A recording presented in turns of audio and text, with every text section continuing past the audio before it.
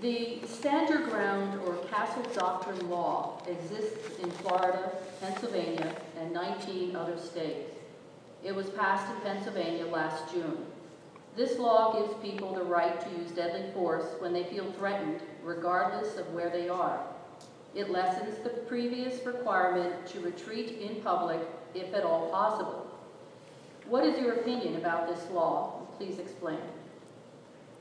I support the Castle Doctrine as it was passed in Pennsylvania. My support is based on conversations I've had with district attorneys, including our own district attorney in Lebanon County. And our stand your ground legislation that we have in Pennsylvania is more restrictive than Castle Doctrine is more restrictive than the stand your ground in Florida. And there is a stern burden of proof on the part of the victim in the situation to prove that their action was in retaliation or in protection of their own self-interests and not aggressive or a use for criminals to say they were protecting themselves to commit acts of crime or murder. So I believe that our Castle Doctrine, as we passed it in Pennsylvania, is legitimate and viable. And as I said, I'm aware that it has the support of district attorneys across the state, which to me says a lot about the legitimacy of the bill. Thank you, Mr. Eisenhauer. Representative Swanger. Well, I'm a member of the NRA. I've been endorsed by the NRA, and I, in fact, am pistol certified by the NRA. I strongly support the right to defend yourself. I had input into writing the Castle Doctrine. I sponsored the legislation, and I voted for it.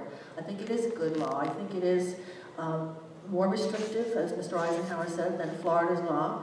You have to prove in court that you actually had your life threatened before you took lethal force, and I think it will work. I think it's good legislation. Thank you, Representative Swanger. Mr. Hawk. Yes, I'm very much in favor of the Castle Doctrine as it was passed in Pennsylvania. And as Rose pointed out, she was endorsed by the NRA, and I understand they sent out some misinformation that she would be the only one to protect the Second Amendment. Quite honestly, I have 20-some long guns, 5 pistols. I am a licensed to carry and believe that you should be allowed. I cannot talk for Joe as to what his standards would be on protecting the Second Amendment, but I think most of us that have guns and own guns are very strongly in favor of the Second Amendment. Thank you. Thank you, Mr. Hawk. Laura? Our Candidates Night Forum continues.